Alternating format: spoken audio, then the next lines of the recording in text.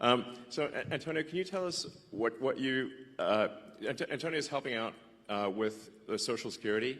So just trying to review Social Security, where you may have heard that we found 20 million dead people marked as alive in the Social Security database. This is so crazy.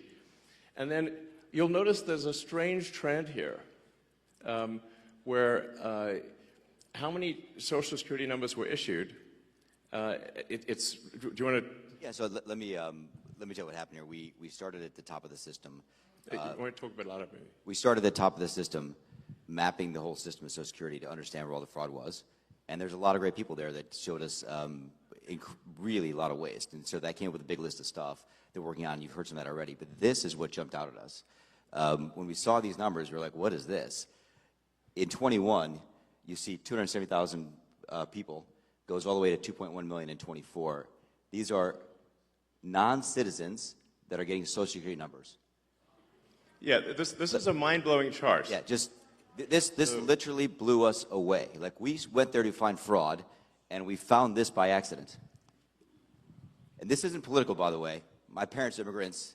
Yeah, this country's been great to us. My brother and sister all born in Spain. I'm pro-legal immigration. This is not political. This is not political. This is about America and the future of America. And there are a lot of good people in the system that pointed us in this direction. I want to honor them right now, that work in the government today, who took risks to show us these numbers and tell us what's going on. Yeah. So I want to stop for a minute. I want to honor those people today. Very good people. Very good people. I have been from D.C. to Social Security offices to the border to track this down, and very good people have helped us along the way. I want to thank them. Yeah. This number, what this is when you come in the country, if you're an illegal, there's a couple ways to come in. You come in through a port of entry, and you can tell them you're afraid, and they'll give you an asylum case. You'll get an interview. Then you get in. That's one way to do it. Another way to do it is to just go to the border. Literally, this happened. I talked to Border Patrol myself. Elon was there, too. I went to Laredo, and I went to Bronzeville. Elon went to Eagle Pass. You walk up to a Border Patrol officer, and you tell them you want to come in. They have a couple of choices. They could charge you with a misdemeanor or a felony under 1325, or they can make it an administrative offense, like a parking ticket, basically. They were told to do that, make it an administrative offense under the last administration. And then you go walk across the border.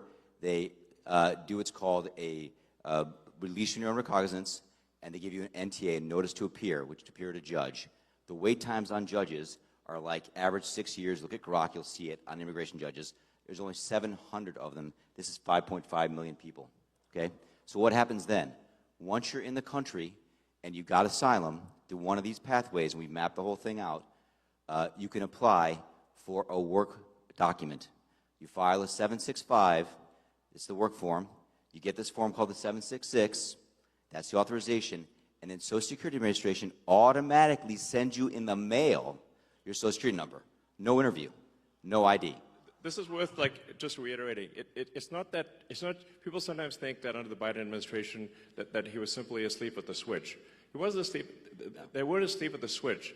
It was a massive, large-scale program to import as many illegals as possible, ultimately to change the entire voting map of the United States and disenfranchise the American people and make it a permanent, deep blue, one-party state from which there would be no escape.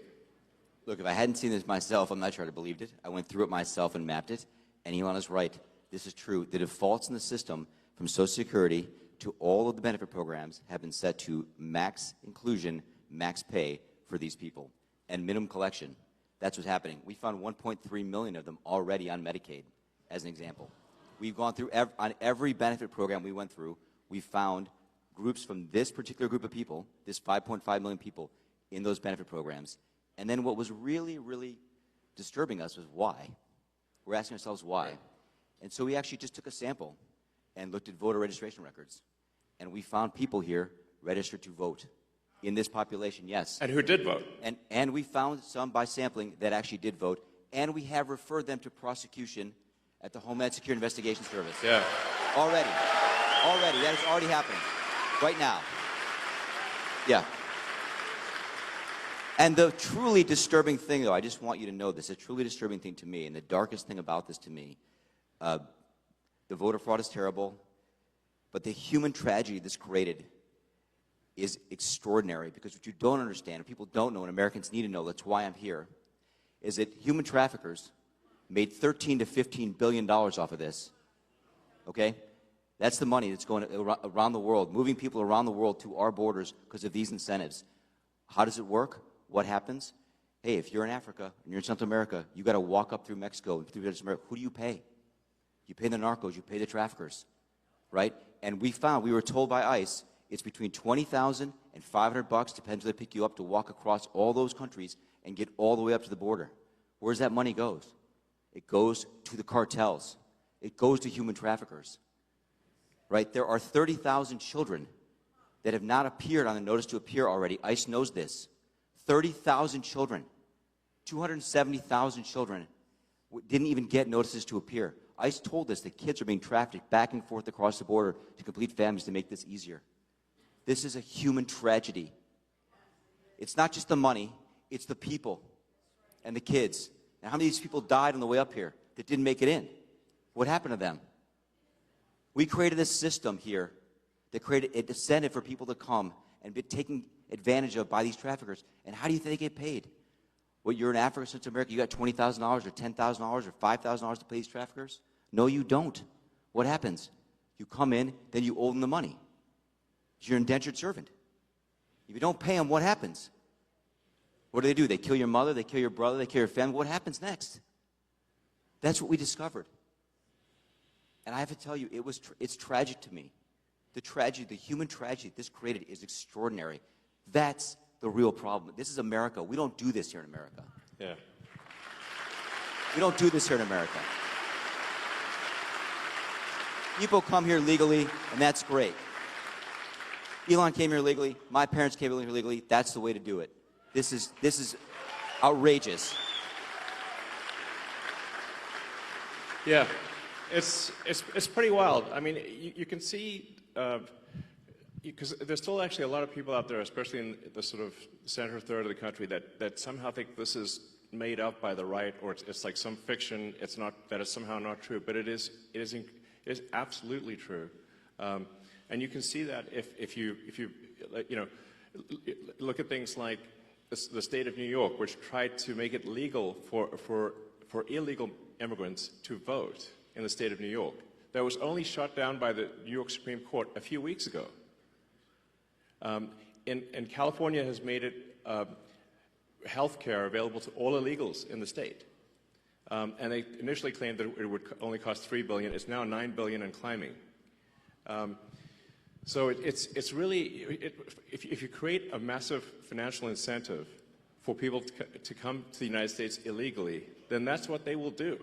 It's a very sort of, it'd be stranger, it'd be odd if that didn't happen.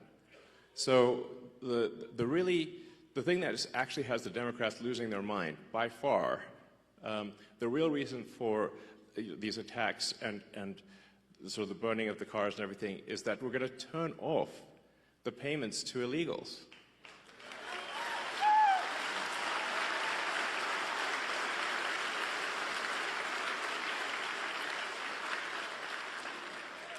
Because, yeah, I mean, because that's not the deal. You know, it's simply not right.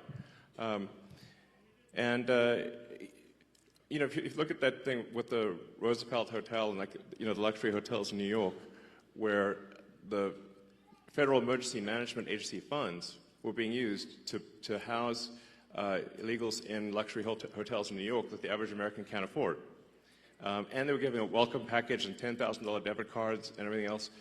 Like, it's super real. I mean, it's like, I think it's the biggest voter fraud thing in history by far. And moreover, if left unchecked, it would have succeeded.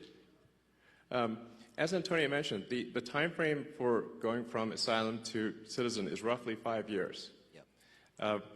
And so all of the people that came in on that chart that you saw, if the machine behind the Kamala puppet had won, then they change out the puppet, but it's the same machine. Then they would have actually legalized all those people, and there would be no swing states. And they added more. Remember, it was doubling every year. Yes. It went from 1 million to 2 It was million. going ballistic. Going ballistic. And it is just, these people are just entering the benefit programs now, by the way. Right. We're seeing the ramp happen too. And these are just the ones that are in the system. This doesn't count the other, 7.5, 8 million that ICE thinks are out there. Yeah. We don't know if they have numbers. The number is totally uncontrolled.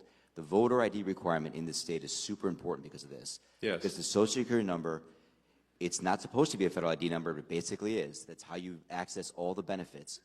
This is why we need voter ID, because this thing is not secure. You could walk into a Social Security office today as an adult in America, and get a Social Security number enumerated with simply answering 6 or 7 simple questions and showing some forms of ID that are not federal ID. Well, you could just actually make it up. Basically, you can show basically like a fake utility bill, or Show a medical bill and a school ID. Yeah, medical bill and school ID, and you can get a Social Security number. Yes. And then from there you get on the voter rolls, and then Yes. Basically Dem operatives will farm the vote. Yes. The problem with this obviously is that if you turn the swing states blue, then there are no swing states, and then we're in a permanent one-party system. And as soon as they win that, they'll have the House, the Senate, the presidency, they'll pack the Supreme Court, then they'll double down on the illegals, just like California. So, we've already seen this happen in California. California is supermajority Dem. So, but at least California is held back by the fact that people can move out of state. Once you can no longer leave America, they'll be far worse than California. So the gravity of the situation is severe. Help us clean up Wisconsin border wall. Yes. Yes. Absolutely. So, I mean, it's really simple stuff. Just having photo ID to vote is like, you can't buy something at the liquor store, but voting is more important than buying a beer. So You're going to need real ID to get on an airplane. you can't book fly domestic flights. anywhere. Yeah, and the same people who are saying that there should be no voter ID at voting stations demanded vaccine ID from everyone. Yeah. I'm like, that's weird, So it's really about just restoring integrity to the voting system, which really should not be a right or left cause, but a cause for all. Do we not all want integrity in the voting system? Of course we do. Yes, of course. Yes. So.